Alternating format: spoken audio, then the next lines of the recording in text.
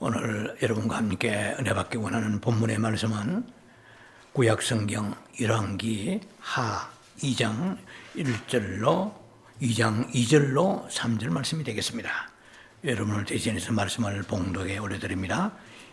열왕기 하 2장 2절로 3절입니다. 엘리야가 엘리사에게 이르되 청컨대 너는 여기 머물라.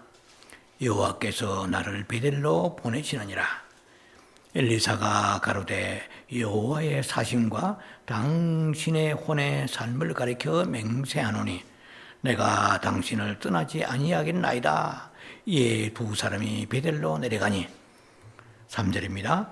베델에 있는 선지자의 생도들이 엘리사에게로 나와 이르되 여호와께서 오늘날 당신의 선생을 당신의 머리 위로 취하실 줄을 아나이까. 가로되 나도 아노니 너희는 잠잠하라. 오늘 말씀의 제목은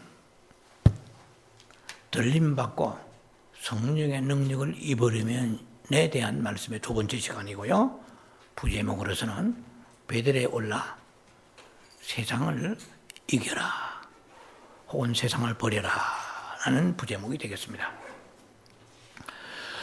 지난 시간에 말씀을 나누었습니다만 오늘 이 말씀에 전개되고 있는 배경은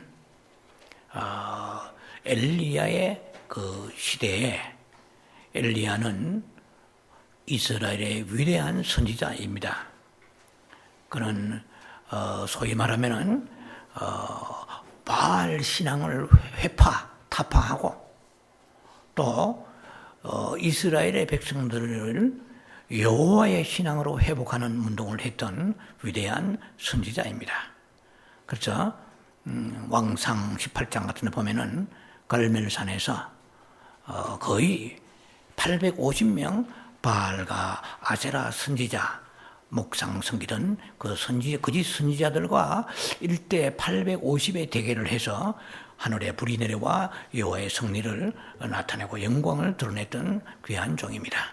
그러나 이 종이, 이 엘리야 국부와 같은 이 종이 이제 그의 생애의 마감을 직감하고 이제 후계자 엘리사를 하나의 시험대로 훈련합니다. 오늘 이 나와 있는 전체 왕상 2장의 이 본문은 엘리야가 그 후계자 제자인 엘리사를 데리고 네 가지의 영적인 과정을 여정을 밟아가죠. 지난 시간에 말씀드린 것처럼 길가를 떠납니다. 육적 몸을 벗는 그 길가를 떠나서 이제 베델로 갑니다. 오늘 성경에서는 내려간다 이렇게 되어 있습니다. 그래서 오늘 설교 제목은 베델로 올라 이랬죠. 그것은 대치되는 것 같지만은 길갈보다 약간 낮은 지명입니다. 지명으로 볼 때 어떤 지리상 위치로 볼 때는 영적인 의미에서는 올라가는 것입니다. 베델은 좀 이따 설명을 나눌 것입니다만은 베델은 좀 약간 지형이 높은 곳에 있어요. 자, 그리고 이제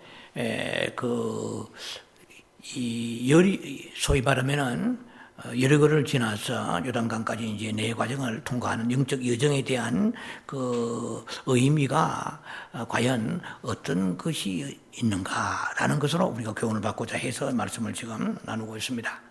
크게 지난번 말씀처럼 그 주제는 엘리야의 성천이죠. 그리고 남아있는 후계자 엘리사의 갑절의 영감을 받는 것입니다. 실제로 우리가 보면은 엘리야가 불뱀거 불말로 타고 하늘로 승천한 게 아니란 것이 오늘 왕하 2장 11절에 보면 나옵니다. 불말과 불뱀거를 타고 올라갔다 말은 없어요. 회리바람을 타고 올라갔다 그랬습니다. 1절에도 그렇게 나와 있죠. 1절에도 2장 1절에 보면은 여호와께서 회리바람으로 엘리야를 하늘에 올리고자 이렇게 말씀이 나와 있죠. 네, 그래서 우리가 그냥 착각할 때가 있습니다.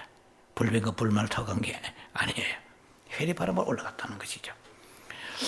그러나 그 제자를 그냥 영감을 막 마구잡이로 부어준 게 아니고 어떤 과정에 험난한 영적인 여정의 과정을 충성심과 믿음을 시험합니다. 그래서 너는 stay here, 너는 여기 머물라란 말이 벌써 2절과 4절과 6절에 나와요. 근데 그게 굴하지 아니하고 한 번 먹은 결단의 마음을 가지고 그대로 그 스승에 가는 길을 여정을 이렇게 추적하며 따라가고 쫓아갑니다. 예, 그러한 과정의 얘기이죠. 근데 그러한 과정의 얘기 가운데에 여기에 이제 베델이라는 영적인 의미가 오늘 여러분과 함께 나누어야 되는데요. 이 베델과 세상에 대한 얘기를 가지고 오늘 여러분과 함께 이 한식 은혜 받기를 원합니다. 베델이라는 것은 그야말로 영욕이 얼룩진 곳입니다. 베델은요 성경에서 엄청나게 많이 등장합니다. 구약에. 근데 간단하게 말하면 영광과 치욕이 얽혀 있는 장소입니다.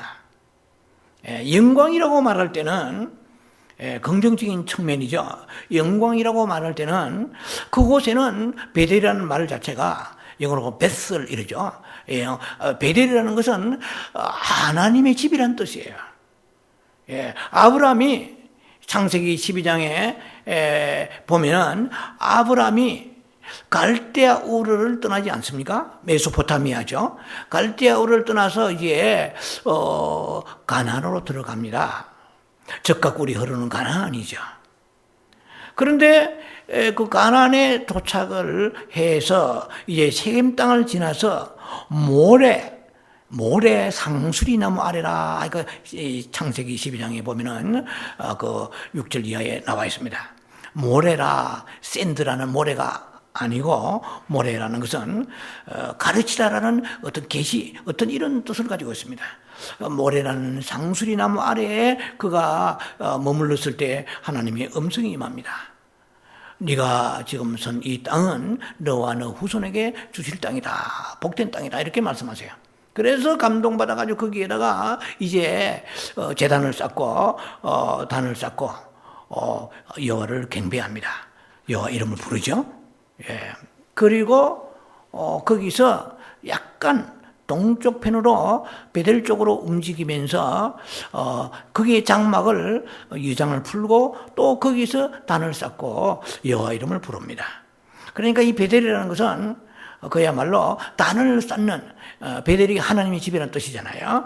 단을 쌓는 곳입니다. 그러나 거기에 또 부정적인 의미도 물론 있기는 있습니다.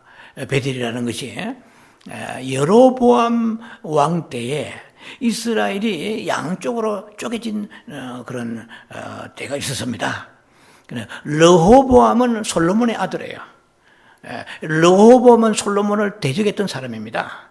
외국에 피신했다가 돌아와서 이제 이스라엘이 남유다와 북쪽 이스라엘로 갈라집니다.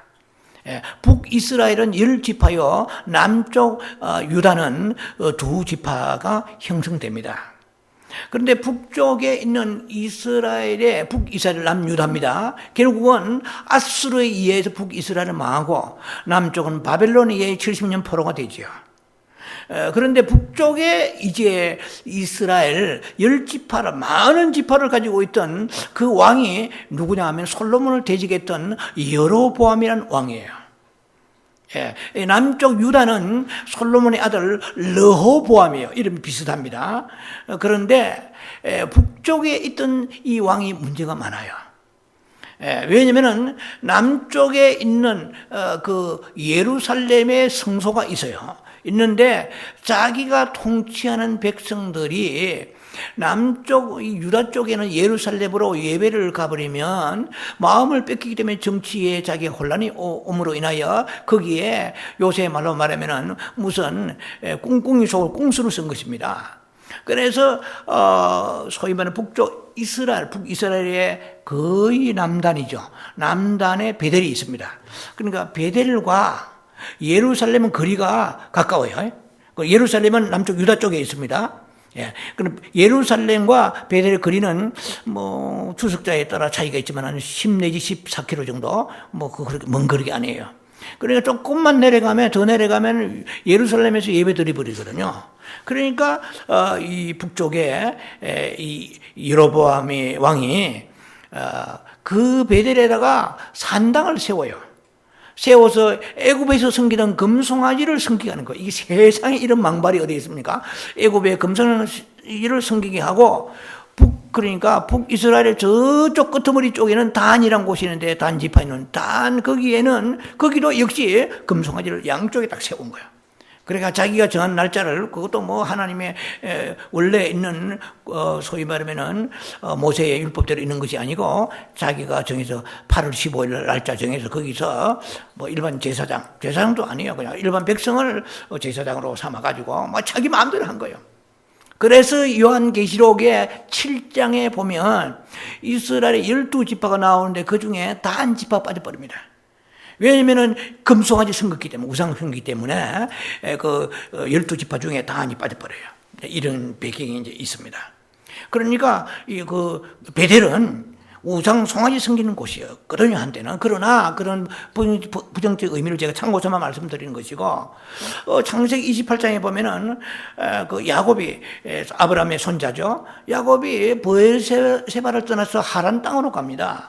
그때에 그 피곤하고 지치고 날은 어둡고 해서 어느 곳에 유숙을 하게 되는데, 거기에 특히 베델에는 돌이 많아요. 해발 900m 되는 베델에 돌이 많은데 돌 하나 취해가지고 돌을 베고 잠을 잤습니다.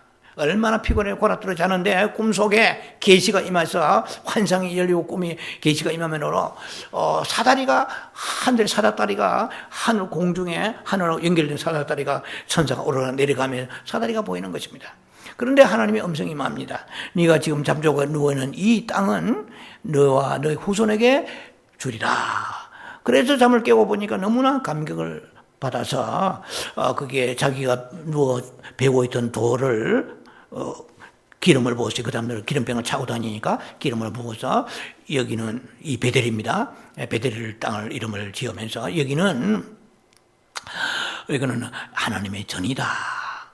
생추리 오늘날 성전이다. 하나님의 전이요 하늘의 문이로다 그랬어요.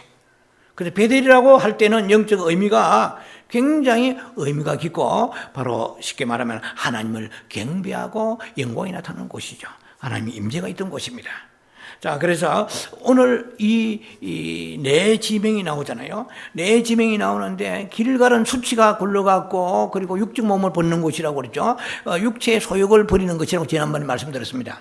그럼 오늘은 길갈에서 베델로 지금 옮깁니다. 그 베델은 그러면 세상과 서로 상반되는 상치되는 그런 영적 의미를 가지고 있습니다. 자, 그래서 오늘 우리는 이 베델에서 아브라함이 뭘 했느냐? 창세기 12장에 이제 8절 보면은 아브라함이 거기서 여호와를 이름을 부르며 단을 쌓았다. 두 번째 단을 쌓은 것이죠. 예, 첫 번째는 상수리 나무 아래 단을 쌓았고, 그래서 단을 쌓은 곳입니다. 자, 그래서 베델이라는 것은 하나님과 교통하고 하나님을 경배하고 찬양하고 하나님 앞에 제사 드리는 그런 곳입니다. 헌신이 있고 거기에 세크리파이 충성이 있는 곳이고 희생이 있는 곳이에요. 자, 창세기 12장 9절 이하를 보면은 아브라함이 이제 그 가나안 땅에 들어갔다가 무지개의 빛 꿈을 가지고 가나안 땅에 들어갔습니다. 왜? 젖과 꿀이 흐른다고 그랬으니까. 가보니까 젖과 꿀이 흐르기는 그냥 혹심한 가뭄이 왔어요. 예, 혹심한 가뭄이 와서 비가 오지 아니하고 건조하고 막 이래서 목초지가 다 불타듯이 그야말로 황막한 이 삶에서 생존이 어려우니까 이제 애굽으로 내려갑니다. 여러분 기억하셔야 됩니다. 베델과 애굽은 영적으로 상치되는 의미를 가지고 있습니다. 세상을 말할 때는 세상의 하나의 예표, 표방이라고 할 수 있을까요? 세상이라고 할 때는 애굽이라고 말합니다. 애굽에는 람세카 그 비롬의 그런 성이 있습니다. 자, 그래서 애굽은 세상을 대표하는 상징하는 곳이에요. 그리고 아브라함이 이렇게 갈대우로 떠났던 믿음이 있던 아브라함이 생존이 어려우니까 그때부터 소위 말하는 꽁수를 서기 시작한 것입니다. 하나님께서 말씀도 하시지도 않았는데 그때부터는 자기 머리를 굴린 거죠. 애굽에 내려갔어요. 그때도 바로왕입니다. 예, 바로왕은 쭉 후세까지 연결되잖아요. 바로왕 시절인데 출애굽 바로가 아닙니다. 자, 그런데 자기 아내가 12장 보면은 굉장히 예뻤어요. 예, 아리따프다라는 말이 2번이 나오는데요. 그러니까 그 당시에 관습을 보면은 자칫하면 예쁜 여자는 어떤 그 타국을 갔을 때에 왕에게 탈취당할 수가 있습니다. 뺏길 수가 있기 때문에 머리를 썼습니다. 그 아내를 누이라고 속였죠, 이제. 그러니까 창세기 20장에 또 한 번 나와요. 20장에 그랄 땅에 내려갔을 때에 그때 아비멜렉 왕 앞에서 한 번 또 죽을 고비를 넘깁니다. 아브라함도 굉장히 거짓말을 잘하는 것으로 나타나는데 보니까 그러니까 아무래도 야곱도 그 할아버지의 영향을 받아서 아주 거짓말을 잘해요. 그런데 어쨌든 아브라함도 우선 살아야 되니까 자칫하면은 내 아내 뺏기고 자신이 목이 날아가니까 말이에요. 그래서 그 애굽에 내려갔을 때에 본의 아니게 범죄를 하게 됩니다. 거짓말하게 되죠. 그런데 뭐 하나님께서 역사하셔가지고 큰 재앙을 내립니다. 애굽에 내려서 참 정말 죽을 고비를 넘기고 위험천만하게 다행으로 하나님이 그 바로 왕에게 그 어떤 시그네처 사인을 주세요. 깨닫게 해주셔가지고 어떻게 네 아내를 누이로 속이느냐? 이렇게 하면서 결국은 거기에 뭐 많은 양과 뭐 아니면은 뭐 노새라든지 이런 그 하사품을 주면서 빨리 돌아가라고 합니다. 그래 가지고 13장에 이제 베델로 올라옵니다. 죽을 고비를 당하고 베델로 올라오는 거예요. 근데 애굽에 내려가면 다 모든 것이 없는 게 없어요. 풍성해요. 예, 기름진 애굽의 그 나일강은요, 기름진 땅입니다. 예, 그 눈 녹은 물이 나일강을 흘러내려와가지고 1년 44철 동안의 땅이 기름지고 벼옥해가지고 막 그냥 심은 대로 열매가 열리고 거기는 뭐 그냥 형통한 세상이에요. 그 애굽 세상입니다. 그런데 한 가지가 없어요.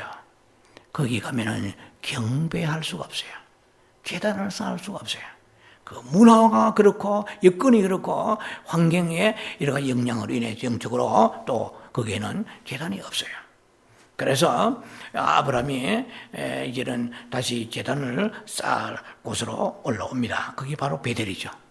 네, 야곱은 창세기 28장에 나오는 얘기고 이거는 먼저 얘기입니다. 12장이니까. 그래서 애굽에 올라왔을 때 비로소 창세기 13장 보면은 남방에서부터 남방 땅입니다. 남방이라서 네겝 지방인데요. 애굽에 가기 전에 남방을 거칩니다. 베델이 있고 중간에 남방 네겝이 있고 그다음에 애굽이 있어요. 그래서 베델에서 애굽을 내려가려면 네겝이라는 그 지역, 이거 네겝은 굉장히 드라이합니다. 건조한 곳이 이기도 뭐 농사가 안 되는 곳이에요. 그런데 이것을 일단 지나가야만이 애굽에 가니까 반드시 통과해야 되는 장소가 남방 네겝입니다. 다시 이제는 그슬로 올라오는 거죠. 애굽에서 그야말로 혼찌금이 나고 아주 그냥 거기서 큰 불상사를 당하고 다시 내가 거할 곳은 역시 아무리 건조하고 메마르고 흉년이 있을지라도 하나님의 약속한 땅으로 가야겠구나 하면서 올라와서 베델에서 다시 여호와 이름을 부르는 내용이 나오는 것이죠. 13장에 보면. 자, 그래서 아브라함이 애굽에 있을 때는 전혀 하나님과 교통할 수가 없어요. 여러분도요, 세상에 우리가 바쁘면 자칫 잘못하면 우리가 하나님하고 교제를 거기서 상실하게 됩니다. 먹을 거는 풍성해요. 네, 이것이 영적인 교훈을 우리가 받지 않으면은 우리가 참 사탄이 쳐놓은 그런 어떤 함정과 거물에 빠질 수가 있다는 것입니다. 자, 그래서 베델에서만 하나님과 교통할 수 있고 헌신하고 그리고 희생하고 하나님과의 깊은 그런 영감적 교제가 가능하다는 것입니다. 그래서 오늘날 우리들에게는 가는 곳마다 우리가 베델을 만들어야 되겠죠. 자, 길갈이 하나의 육체를 이긴 것을 말한다면, 육체를 버린 것을 말한다면, 베델은 세상을 버리고 세상을 이긴 곳을 말합니다. 왜? 애굽에서 올라왔으니까 이제. 자, 그래서 이 세상을 이겨야만이 우리가 들림받습니다. 맨 첫 번째 무엇을 이겨야 됩니까? 육적인 소욕의 몸을 우리가 이겨야 된다고 지난번에 말씀드렸고, 그 다음에 두 번째는 세상을 이기고 세상을 버려야만이 들림받을 수 있고 성령의 갑절의 영감과 충만을 받을 수 있다 하는 것입니다. 자, 그래서 세상이라는 그런 것은 그러면 과연 무엇이냐 하는 것입니다. 세상이라고 할 때 영어로 월드를 하잖아요. 그래, 헬라어는 코스모스입니다. 그 코스모스란 말은 무엇이냐 하면은 가을 들길에 코스모스 한들한들 피어있는 그 코스모스가 아니에요. 코스모스는 조직이나 하나의 체계를 말합니다. 여러분이 언젠가 들었을지는 모르겠습니다. 제가 설교를 했으니까. 하나님이 천지를 창조하시고 6일 만에 사람을 지으셨을 때에 하나님이 세상을 지으시지 않았다는 것입니다. 그걸 아셔야 돼요. 우리 정확히 이걸 알아야 됩니다. 하나님은 우주 만물을, 천지 만물을 지으셨지 세상을 지으신 게 아니에요. 하나님이 요한복음 3장 16절에 하나님이 세상을 이처럼 사랑하사 독생자를 주되, 그때 그 세상은 이 코스모스의 세상이 아닙니다. 천지 만물을 지으시는 사탄에 의하여 오염되지 않은 순수무구한 그 세상을 말한 것이고, 그 세상 가운데 사탄에 의하여 탈취당한 영혼들을 사랑하신다는 것이지, 이 세상의 조직이나 이 가치관, 타락한 문화, 문명, 이 세상에 있는 모든 이 흐름을 하나님이 사랑하신다는 것은 절대 아니에요. never입니다. 절대 아니에요. 왜냐면은 요한1서 5장 12절 요한 1서 2장 15절로 17절 사이에 보면은 제가 굉장히 수년 전부터, 이 영성하기 전부터 제게 주신 메시지입니다. 요한1서, 그래서 제가 잊을 수 없는 말씀이죠. 요한1서 2장 15절 17절입니다. 이 세상이나 세상에 있는 것들 사랑하지 말라. 이 세상이나 이 세상에 있는 것을 사랑하지 말라. 이 세상에 있는 것을 우리가 사랑하는 것은 하나님의 사랑이 그 속에 거하지 아니함이라고 말씀하십니다.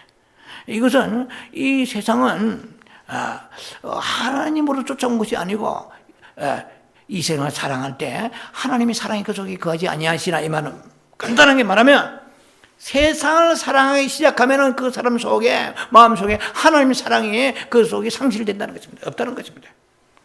이 세상은, 누구든지 이 세상을 사랑하면 하나님의 사랑이 그 속에 거하지 아니하나니, 이 세상은, 이 세상에 있는 모든 것은 육신의 정욕, 안목의 정욕, 이생의 자랑이니, 이것은 하나님부터 온 것이 아니고 세상으로부터 왔다 그랬어요.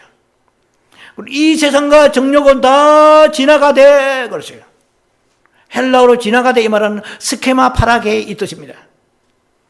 소멸한다 이 뜻입니다. 세상이 소멸할 때 너희도 함께 소멸된다는 것입니다. 영적 의미로 보면 스케마 파라게이, 이 세상은 다 지나간다, 소멸한다 뜻이에요. 헬라어로 보면은. 그러나 하나님의 뜻을 행하는 자는 영원히 거하리라 그랬어요. 하나님의 뜻을 행하는 자는 무엇입니까? 세상보다도 하나님을 더 사랑하는 것입니다. 그 사람만이 영원히 새 예루살렘 성에 가서 나와 함께 거하게 되리라, 이 뜻이에요. 자, 그래서 이 세상이라는 것 자체는 우리가 볼 때에 죄보다도 세상이 그야말로 조금 농도가 어떤 하나님과의 관계에 있어서의 약해 보입니다. 그러나 세상과 죄를 서로 대별해 볼 때에 오염이 다 오염된 것입니다. 죄도 오염된 것이고 세상도 오염되어 있지만, 그러나 오염이 더 극심한 것이 세상이라고 생각하는 사람 별로 안 합니다. 우리가요, 죄를 지으면 죄책감을 느낍니다.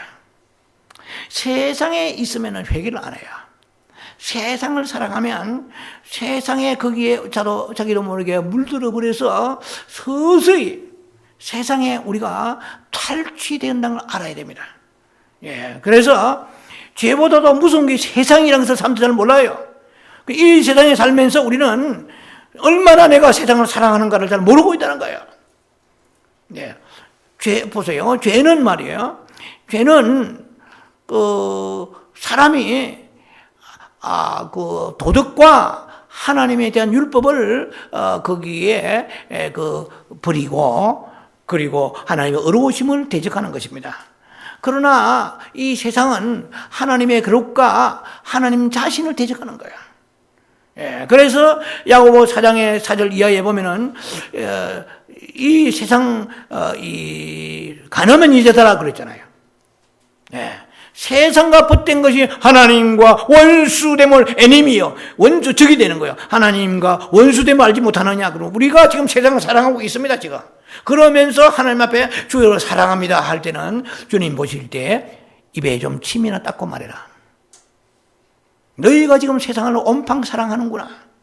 그러면서 어떻게 마태복음 6장 24절 말씀처럼 이 세상과 하나님을 동시에 그려지고 사랑한다고 말하느냐. 너희가 광야의 이스라엘 백성과 하나도 진배 없다. 이스라엘 백성이 검소하게 섬겼지만 여호와를 버린 게 아니에요. 완전히 양다리 걸친 것입니다. 항상 우리도 지금 세상과 하나님을 지금 저울질하고 살고 있는지도 몰라요. 그런데 하나님 분명히 말씀하셨습니다. 하나가 중하면 갱하해진다. 똑같은 건 절대 없어요, 원리가. 하나가 중하면 하나가 갱하해진다는 거예요. 과연 나는 하나님보다 세상에 대해서 더 관심을 가지고 사랑하는가? 우리가 이것을 심각하게 생각을 해봐야 되겠습니다. 그렇지 않으면 이 베델을 지금 들어가서 다음에 여리고를 통과 못해요. 여리고는 영적 전쟁이, 소위 엄청난 스피리추얼 월페어가 나타나요. 웰페어가 아니고 월페어예요. 영적인 전쟁이 납니다. 워리어, 전사가 되어야 돼요. 그러니까 영적 전사가 되기 전에 가면 다 깨져버린 이유가 베델을 통과하지 못하기 때문에 그래요. 베델은 세상을 말합니다. 죄송합니다. 베델은 세상을 이긴 것을 말하는 거예요. 근데 세상을 이기지 못하기 때문에 영적 전쟁에 나가면은 시들시들해서 사탄과 영적 전쟁에 이길 수가 없는 거예요. 전신갑주 있고 엄청난 영적인 스피리추얼 워리어, 영적 전사가 되어서 싸워야만이 에베 6장에 우리가 하나님과 동의하는 사람이 되고, 그리고 전신갑주를 입고 승리하는 사람이 된다는 것이죠. 자, 그래서 이 세상에 한번 우리가 탈취당하면 굉장히 그 세상에 빠져나오기가 힘듭니다. 왜냐면은 세상에 들어가면은 사탄이 파놓은 함정이 있어요. 사탄이 파놓은 함정이 뭐냐? 보세요. 아브라함이 가나안에 있을 때는 죄를 짓지 않았어요. 그런데 아브라함이 애굽에 내려가니까 아내를 루이라고 속여서 이제 죄가 나오기 시작합니다. 그래서 죄는 단일하고 복합적이에요. 세상은. 죄는 세상을 포함 안 한다고도 볼 수 있습니다. 왜냐하면 모든 죄를 지었다고 그 사람이 다 세상에 들어있는 거 아니에요. 자, 예를 들면 아담이 죄를 지었습니다. 인류의 원죄를 지었잖아요. 그러나 아담이 죄를 지을 때 아담은 아직 세상에 내려가지 않았어요. 누가 세상에 내려가느냐? 카인이 내려갔어요. 그건 창세기 4장에 나옵니다. 카인이 세상에 딱 내려갔을 때 여호와의 낯을 피하여서, 마치 요나서의 1장 3절에 나오는 여호와의 낯을 피하여 하나님의 음성을 듣고 니느웨로 가야 되는데 어디로 가면 다시스로 가는 거예요. 다시스로 갈 때 그 기름진 다시스의 욥바의 항구에 내려가니까 마침 배가 있더라 그러죠. 그래, 할렐루야. 할렐루야. 하나님이 응답하시구나. 왜? 나의 하나님이요. 어떻게 내 마음 알고 내 행편 사정하시고 배를 딱 대기하십니까? 그때 우리가 할렐루야. 할렐루야가 아니죠. 그 다음에 기다리고 있는 것은 풍랑밖에 더 없습니다. 그런데 항상 애굽은 우리에게 요구하는 것을 공급해 주는 거야. 그래서 애굽에 가면은 그 공급에 취하여서 빠져나오기 힘든 것입니다. 그러므로 인해 죄를 짓기 시작하는 거예요. 이제 계명을 어기게 되고 죄를 여러 가지 무수한 잡다한 죄를 짓게 되는 것입니다. 누가 그랬어요? 아브라함이 그랬단 말이에요. 그러나 인류의 원죄, 정말 이것은 너무너무 우리에게 충격적이고 치명적이고 심각한 거지만은 아담은 아직 세상이 있기 전에 있었어요. 가인이 창세기 4장에 에녹성을 쌓으면서 세상이 시작됐다는 걸 기억하시기 바랍니다. 에녹성을 쌓았다는 것은 여호와의 낯을 피하여서 하나님을 떠나버리니까 그때부터는 뭘 합니까? 자기 손으로 인간적으로 공급하고 프로바이더, 자기가 공급을, 하나님 공급이 끊어지니까. 보세요. 아브라함이 공급이 힘드니까 애굽으로 내려갔잖아요. 내려가 짓는 건 제가밖에 없어요. 그래서 세상은 죄를 항상 보유하고 있습니다. 세상에 내려가면은요, 절대로 빠져나오기 힘듭니다. 디모데후서 4장 10절에 바울의 동역자 데마가 있습니다. 데모가 아니에요. 데마가 있습니다. 데마는 나를 버리고 데살로니가로 갔고, 저는 그 구절을 굉장히 심각하게 생각합니다. 데마는 나를 버리고 바울을 버리고, 즉 하나님을 버린 거야. 주의 사역을 같이 하던 주의 종을 버린 것은 하나님을 버린 거야. 저는 어떻게 해석하면 그렇게 해석합니다. 성경을 이렇게 써야 돼요. 우리 생각에 데마는 세상을 사랑하여 데살로니가로 갔고, 이렇게 해야 돼요. 근데 그 사이에 데마는 나를 버리고 이랬어요. 여러분들도 빌립보 4장 3절에 너희가 생명책의 얘기가 나옵니다. 너희가 그 레멘드와 그 부녀자들을 도와라. 그 나와 복음을 위하여 수고한 자들이다. 그들이 어디에? 생명책에 있느니라 되어 있어요. 하나님의 종과 더불어서 복음의 사역을 위하여 물질과 시간과 모든 삶을 헌신할 때, 녹여 들어갈 때 생명책 이름이 기록되니라. 굉장한 메시지가 거기에 있습니다. 그런데 끝까지 인내하고 가야 되는데, 이 엘리사와 같이 베델로 가는데 스테이 히어, 너는 여기 머물라. 여리고로 가니까 또 너는 여기 머물라. 가는 데마다 머물라 그래요. 그러니까 이거 하나님의 뜻인가? 알았습니다. 이렇게 하지 않았어요. 그야말로 우리의 가장 쉬운 말로 일편단심이요. 한 번 먹은 마음을, 내가 마음을 확증되고 시편 57편 말씀대로 확증되고 한 번 딱 먹은 마음을 빼나지 않냐고, 처음에 먹은 마음, 붙잡은 마음, 히브리서 말씀처럼 내가 처음에 굳게 묻은 마음을 요동치 아니하는 게 신앙이에요. 흔들릴 수많은 기회가, 위기가 옵니다. 사탄이 꼬드기고 영향을 주는 걸 알아야 돼요. 그런데 이렇게 신실한 엘리사는 끝까지 스승이 말할 때 무슨 계시가 있나, 왜 그만두라나, 그렇게 생각하지 않습니다. 그는 스승이 나를 시험하는 걸 알았을지 몰라요, 엘리사가. 그리고 끝까지 요단강까지 건너가서 나중에 안 되니까 막 이제 엘리야가 벗은 겉옷 가지고, 그것까지도 소중하게 있는, 너무 땀 냄새 나는 겉옷을 왜 입겠어요? 샌디에고에 있는 미국의 유명한 목사님 교회는 그 엄청난 권력이 나타납니다. 그래서 그 목사님이 넥타이를 사람들 매려고 애를 쓰는 거예요. 사도 바울이 손수건을 던졌을 때 그게 병이 떠나갔습니다. 이것은 손수건에 뭐 능력이 있는 게 아니에요. 샌디에고 그 목사님의 넥타이에 능력이 있는 게 아니에요. 그가 기도하고 늘 임재하던 그것을 사모하기 때문에 그 넥타이를 그대로, 넥타이에 무슨 능력이 나가는 게 아니에요. 이게 무슨 마술의 능력이 나가는 건 아니잖아요. 그런 엘리야의 겉옷에 사실은 능력이 있는 게 아니고 하나님의 능력이죠. 그런데 그 땀 냄새 나는 것을 이거 들어봐라, 이거 휴지통, 쓰레기통 집어넣어, 이렇게 하지 않았어요. 그것도 소중히 여기고 스승의 겉옷을 자기가 잡고 물로 이리저리 칠 때 갈라졌잖아요.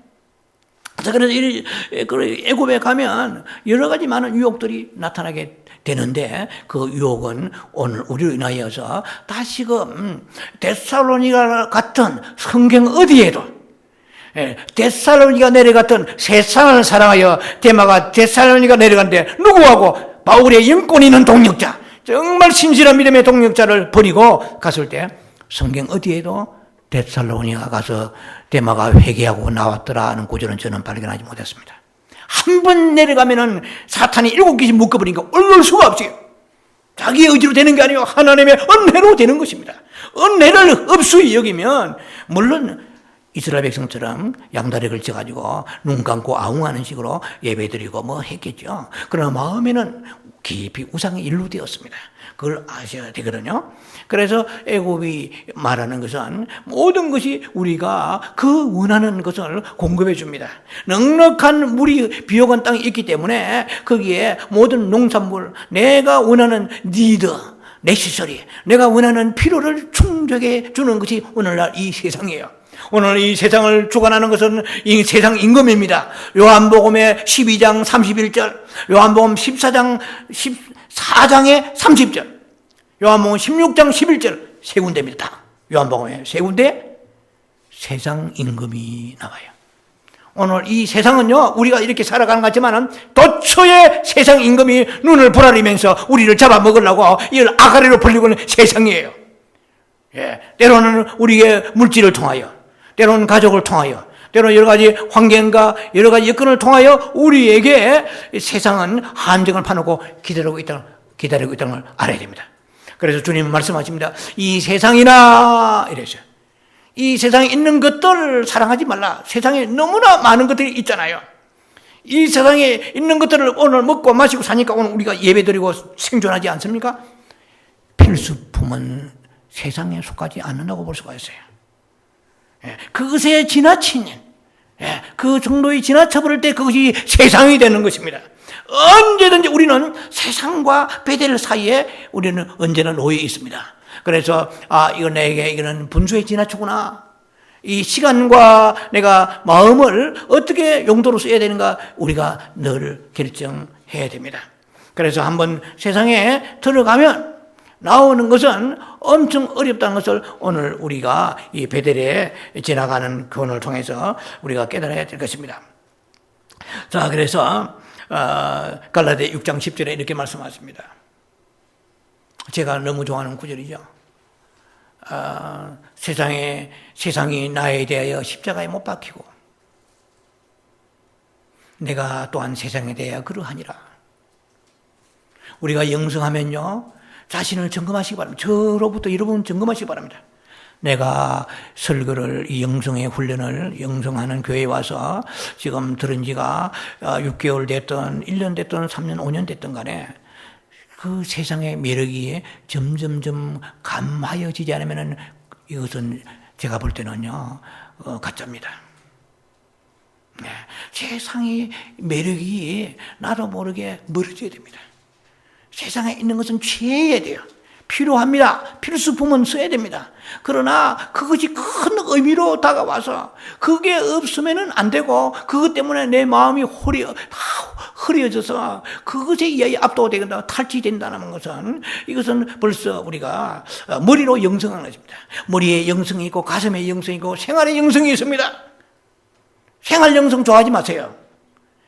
무슨 말이냐면 머리 영성이 생활 영성으로 연결되면 그건 절대로 되지 않습니다. 머리 영성이 가슴에 내려와야 돼요. 주님 뜨겁게 사랑하고 그런 사람이 세상에 나가서 이기는 자가 되는 거예요. 어떠한 애굽에 유혹이 오고 애굽에서 모든 것을 풍요에 공급할지라도 나는 베델로 가야 돼. 그 베델이 어디입니까? 여러분의 집에, 여러분의 골방이에요. 우리 기도원의 골방이에요. 여러분이 기도하는 그곳이 베델입니다. 여러분이 직장생활 점심시간에 브레이크 타임 틈틈이라도 주를 바라봐야 돼요. 여러분이 샤워하는 시간에도 베델입니다.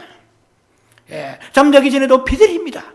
과거의 구약의 베델은 한 군데이지만 지금 베델은 도처의 베델이, 우리가 베델을 만들어서 그곳에 가면 하나님과 교통하고 하나님과 경배하고 찬송하고 행복한 시간.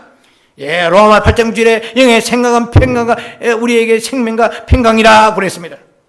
세상 베델의 특징은 뭐냐면 애굽의 특징은 많은 것을 먹습니다. 배부르게 먹어요. 배부르고 많은 것을 취한데도 불구하고 뭔가가 불안해요. 뭔가가 허전해요. 뭔가가 내 충족이 되지 않으니까 어떻게 합니까? 불평이 나옵니다. 교만합니다. 애굽에 가면 교만하죠. 비동과 람셋을 썼습니다. 그래서 우리는 베델을 상실하는 그런 신앙생활을 하는 것은 아무리 그 사람이 비즈니스가 잘 되고 자녀들이 잘 된다고 그래도 속으면 안 됩니다. 세상은 우리를 속이는 것입니다. 세상에는 풍요항설을 가지고 보라 잘 되었지 않느냐? 그러면은요 성경은 틀린 것입니다. 제가 좋아하는 또 성경 히브리 4장 베드로전서 4장 12절에 이렇게 말씀하십니다. 너희가 너희를 시련하려고 오는 불시험을 이상한 일을 당한 것처럼 이상이라는 말이 두 번 나와요. 불시험 당한 것을 이상한 일 당한 것처럼 이상히 여기지 말라. 그가 장차 영광 가운데 나타나실 때 너희를 기뻐하고 즐겁게 하려 함이라.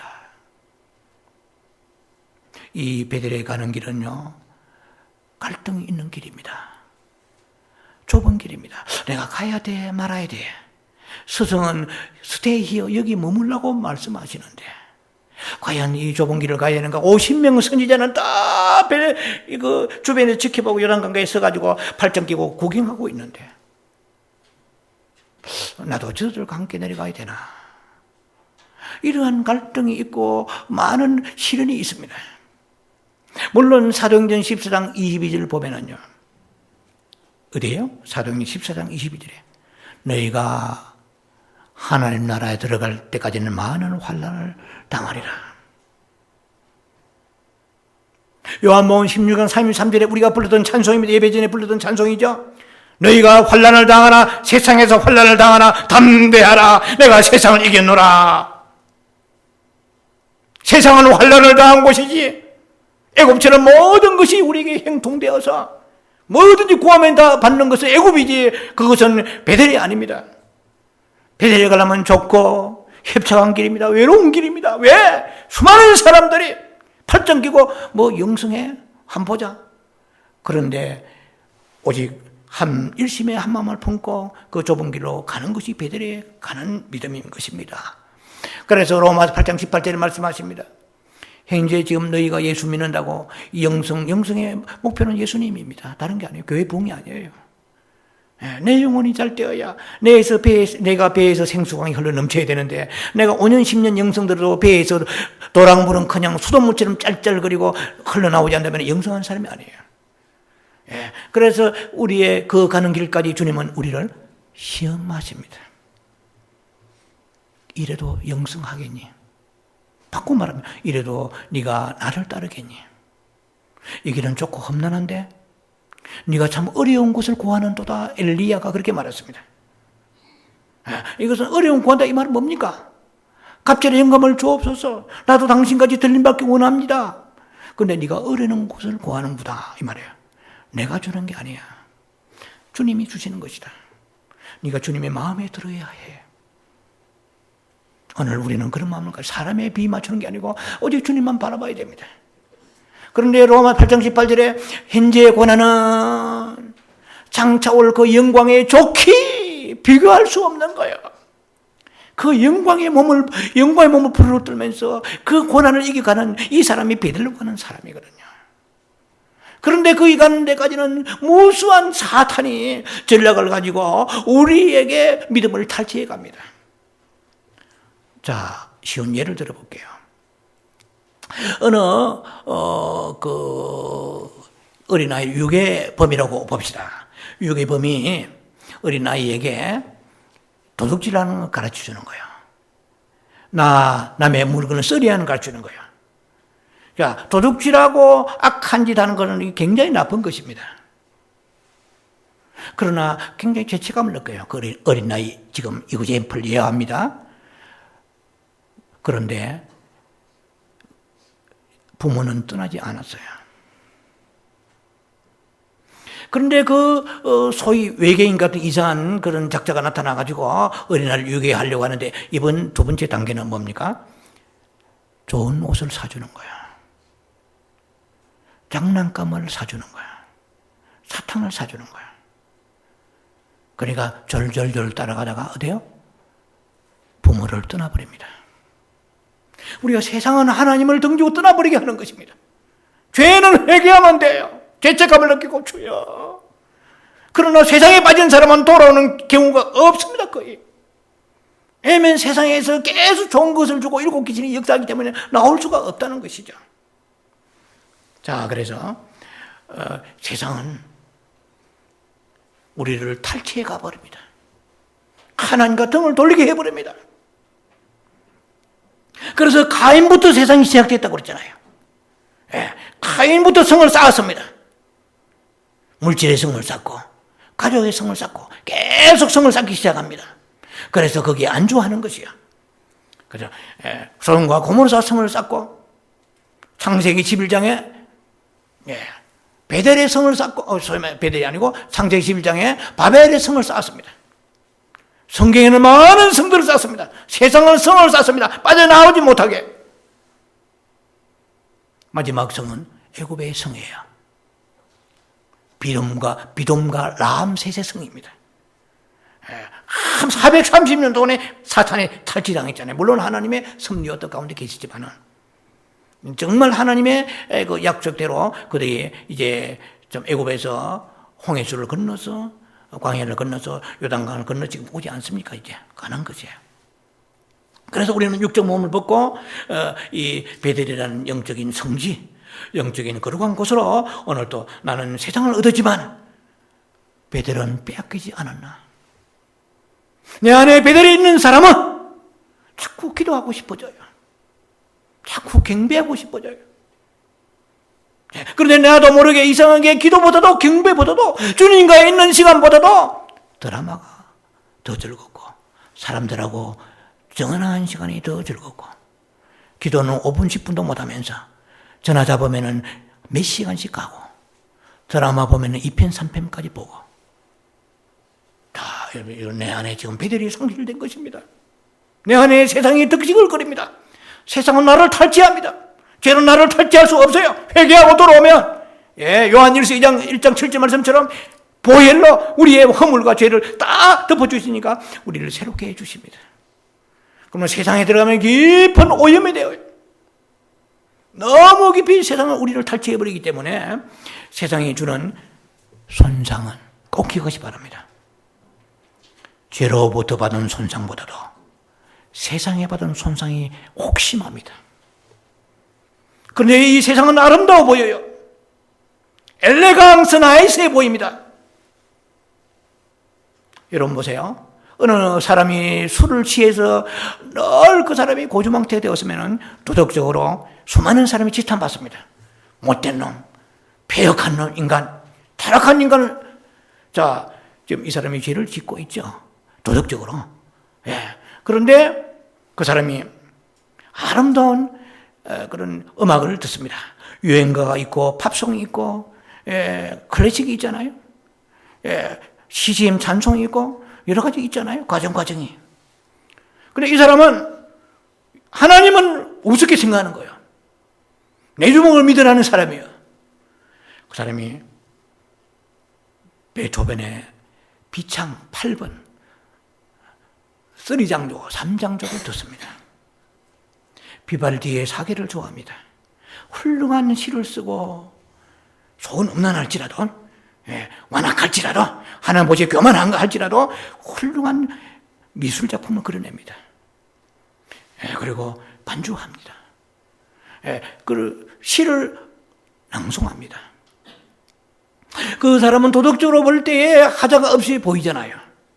하나님 보실 때는 그 죄를 지은 사람이나 이 세상에서 하나님 등지고 아름다운 그 인격과 그리고 세상 사람들이 볼 때에 숭앙받고 존경받을 수 있는 일을 할지라도 여러분 이 사람은 경계하지 않습니다. 어떤 면에 볼 때는 예수 믿는 사람도 믿지 않는 그 사람의 시를 읽고 그 사람의 그림을 감상하고 그 사람의 어떤 음악에 깊이 빠질 수가 있는 것입니다. 하나님 보실 둘 다 악합니다. 그런데 제가 계속 강조하지만은 죄는 죄책감을 느낍니다. 그런데 세상에는 내가 세상에 너무 빠졌구나. 이걸 몰라요. 감각이 없어집니다. 그래서 세상이 그 오염과 충격이 더 강하다는 것을 생각해야 됩니다.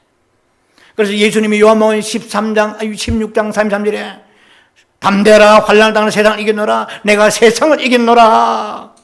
요한일서 5장 4절에 말씀하시면 주님이 말씀하십니다. 세상을 이김은 이것이니 우리의 믿음이라. 무슨 믿음이요? 예수님이 세상을 이겼었습니다. 우리가 세상을 못 이깁니다. 여러분 오늘 세상에 나가보세요. 먹고 마시고 좋은 것 보세요. 모든 걸 우리를 충족해 있는데 나도 모르게 서서히 세상에 개구리가 뜨거운 물속에 서서히 잠식되듯이. 개구리가 죽는 얘기를 예화가 있잖아요.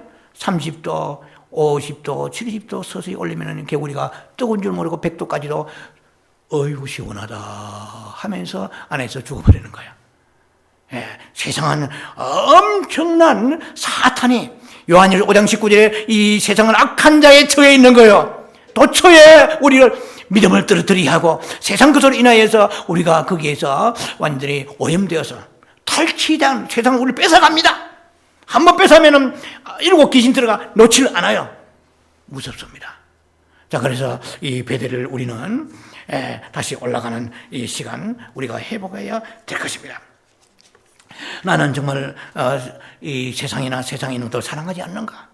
이 세상에 물건을 쓰면서도 제가 좋아하는 고린도 7장 29절 31절 말씀입니다. 때가 단초가 여신 거라 안에 있는 자는 없는 자같이 하고 아내를 사랑합니다. 예, 사랑해도 그 안에 사랑하는 것 때문에 베델을 놓치지 않는 이 사람을 주님은 요구하십니다. 네, 사랑해야 돼요. 가족도 사랑해야 돼요. 직장도 열심히 가야 돼요. 그러나 직장이 우상이 아니고 아내가 우상이 아니에요. 아브라함은 여러분 알다시피 모리아 산에 올라갈 때 아내와 의논하지 않았습니다. 이 사랑 아들 이삭을 바치라 하니까 아내와 의논하면서 머리 짜고 머리 맞대고 연구하지 않았습니다. 새벽 일찍이 아내에게 말하지 않고 미안했죠. 아내에게 말하지 못하는 게 미안해. 그냥 아내가 얼마나 상처받고 충격받을까. 하나님이 내게 바로 말씀하신 것인데.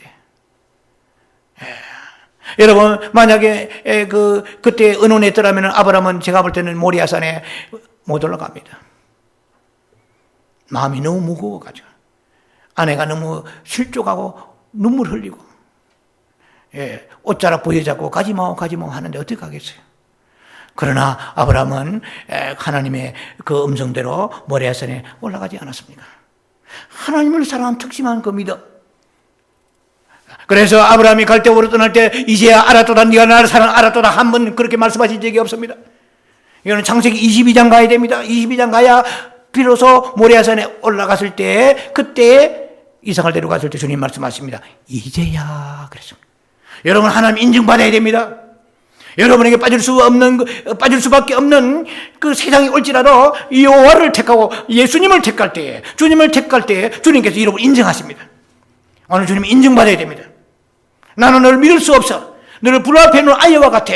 이렇게 우리를 다루시는 그것은 아름다운 신부의 삶이 아닌 것입니다. 자, 그래서 우리는 오늘 말씀 들으면서 나는 베델을 점점점 잃어가고 있지는 않는가. 베델을 우리가 회복해야 될 것입니다. 자, 애굽 땅에는 기근이 없어요. 그러나 이 가나안 땅에는 기근이 왔습니다.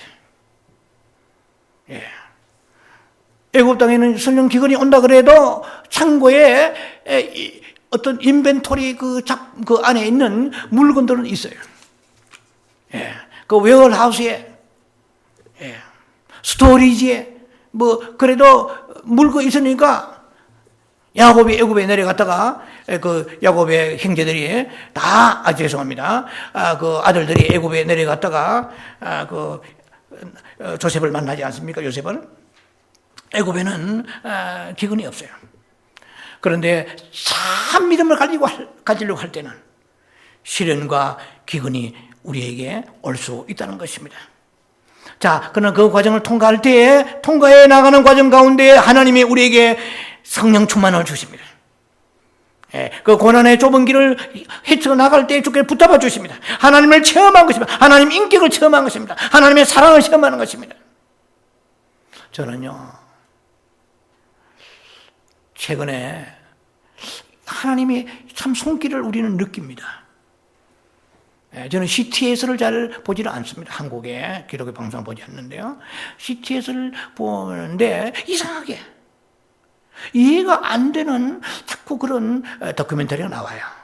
연속으로 몇 개 보는데 케냐 선교사 아니면은 어떤 주의 종들, 그다음에 섬에서 개척하는 종들, 다 그런 건 아니지만 다 깊은 암들에 걸렸어요. 폐암 말기 뭐 이렇게 어떤 사모님도 종양으로 거의 돌아가시 나이가 40대밖에 안 되는 어떤 30대 되는 목사님도 계시고, 그러면 여러 가지 생각하면서 어떤 분은 섬에서, 전라도 어느 섬에서 28년 동안에 복음을 전하는데 한 명도 예수를 믿지 않는 거예요. 저는 굉장히 충격받았습니다.